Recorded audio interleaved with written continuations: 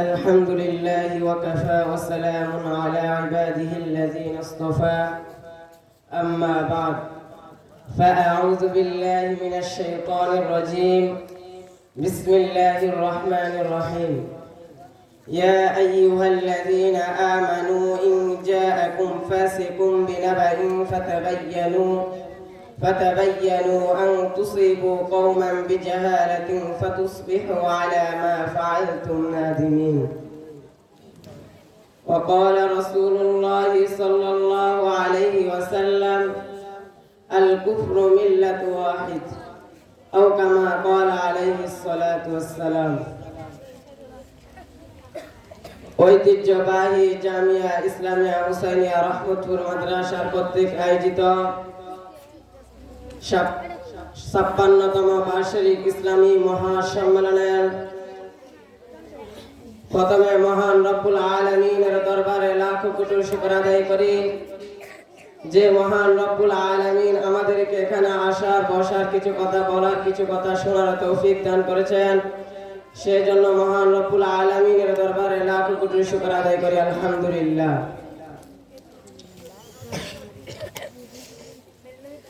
বন্ধুগণ, গণমাধ্যমে বাহুল প্রচালিত তথ্য সন্ত্রাস হচ্ছে মিথ্যা কথার মাধ্যমে জনগণকে উস্কানি দেওয়া। তথ্য সন্ত্রাসের মূল হোতা হলো ইবলিস আর তার হাতিয়ার হলো এই বৃক্ষের ফল ভক্ষণ করলে তোমরা আজীবন বেহেশতে প্রবেশ করবে। মনে রাখতে হবে ইবলিস এই প্রতারণার মাধ্যমে হযরত আদম আলাইহিস সালামকে ধোঁকা দিয়েছিলেন, এই নিষিদ্ধ ফল ভক্ষণ করেছিলেন। আল্লাহ তাআলা কোরআনের মাঝে ইরশাদ ফরমান ওয়ালা তাকরাবা হাযিহিশ শাজারাতা ফাতাকুনা মিনাজ জালিমিন, তোমরা এই বৃক্ষের দ্বারা কাছেও যেও না, কেন তোমরা এই বৃক্ষের দ্বারা কাছে গেলে তোমরা জালেমদের অন্তর্ভুক্ত হয়ে যাবে। মুহতারাম হাজিরিন, হযরত আদম আলাইহিস সালামের সন্তান হাবিলের বিরুদ্ধে মিথ্যা তথ্য পরিবেশন করে কাবিলকে দিয়ে হাবিলের খুন রচনা করেছিলেন। বন্ধুগণ, বর্তমানে ইবলিসের অনুসারীরা মুসলমান এবং ইসলামের বিরুদ্ধে অনেক জুলুম চালাচ্ছে। দুঃখের বিষয় হলো বুঝে হোক বা না বুঝে হোক মুসলিমদের একটি অংশ তথ্য সন্ত্রাসের পক্ষ নিয়ে কাজ করছে। হিটলারের প্রধানমন্ত্রী গোয়েবলস বলেছিলেন মিথ্যা কথা লাগাতার বলতে থাকো, এই মিথ্যার কথায় জনগণ একদিন সত্য মনে করে নেবে। যারাই আজকে সন্ত্রাসীদের পক্ষে নিয়ে দাঁড়াচ্ছে, তাদের বিরোধিতা করছে, তাদেরকে সন্ত্রাসীর মামলা দেওয়া হচ্ছে। তবে আমি বলতে চাই আজকে যারা সন্ত্রাসীর পক্ষে নিয়ে কাজ করছে তাদের ভবিষ্যৎ জীবনে ভালো হবে না। যারাই আজকে তাদের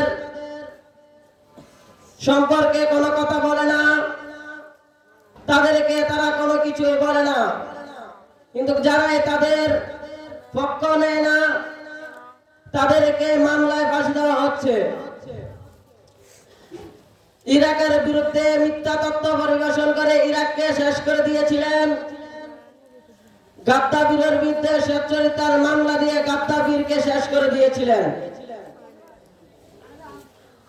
পাকিস্তানের বর্ষীয় আলেম ইউসুফ লুধিয়ানি রহমতুল্লাহ আলাইহি, শেখ নিজামুদ্দিন শামিল রহমতুল্লাহ আলাইহি, তাদের পক্ষে মিথ্যা কথা না বলার কারণে তাদেরকে ফাঁসি দেওয়া হচ্ছে।